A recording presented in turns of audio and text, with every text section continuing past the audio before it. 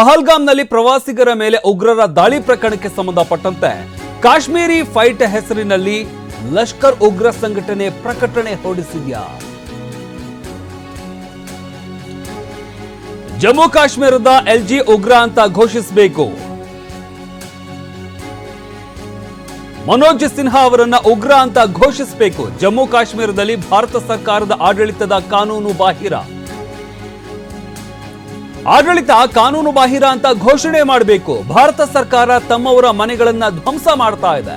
ಪ್ರಜೆಗಳ ಬಂಧನದ ಮೂಲಕ ಹತಾಶೆ, ವೈಫಲ್ಯ ಪ್ರದರ್ಶನ ಮಾಡ್ತಾ ಇದೆ.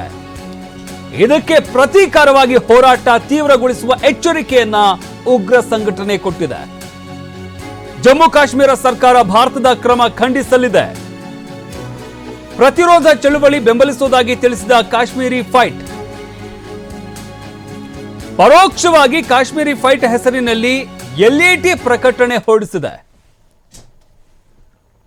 ಗಮನಿಸ್ತಾ ಇದೀವಲ್ಲ ಈ ಪೋಸ್ಟ್ ಅನ್ನ. ಪಹಲ್ಗಾಮ್ನಲ್ಲಿ ಪ್ರವಾಸಿಗರ ಮೇಲೆ ಉಗ್ರರ ದಾಳಿ ಪ್ರಕರಣಕ್ಕೆ ಸಂಬಂಧಪಟ್ಟಂತೆ ಕಾಶ್ಮೀರಿ ಫೈಟ್ ಹೆಸರಿನಲ್ಲಿ ಲಷ್ಕರ್ ಉಗ್ರ ಸಂಘಟನೆ ಈ ಪ್ರಕಟಣೆ ಹೊರಡಿಸ್ತಾ. ಹಾಗಾದ್ರೆ ಪ್ರಕಟಣೆಯಲ್ಲಿ ಏನಿದೆ ಅಂತ ನೋಡೋದಾದ್ರೆ, ಜಮ್ಮು ಕಾಶ್ಮೀರದ ಎಲ್ಜಿ ಉಗ್ರ ಅಂತ ಘೋಷಿಸಬೇಕು. ಆತನನ್ನ ಮನೋಜ್ ಸಿನ್ಹಾ ಅವರನ್ನ ಉಗ್ರ ಅಂತ ಘೋಷಿಸಬೇಕು. ಸೇನಾ ಮುಖ್ಯಸ್ಥರನ್ನ. ಜಮ್ಮು ಕಾಶ್ಮೀರದಲ್ಲಿ ಭಾರತ ಸರ್ಕಾರದ ಆಡಳಿತ ಕಾನೂನು ಬಾಹಿರವಾಗಿದೆ. ಆಡಳಿತ ಕಾನೂನು ಬಾಹಿರ ಅಂತ ಘೋಷಣೆ ಮಾಡಬೇಕು.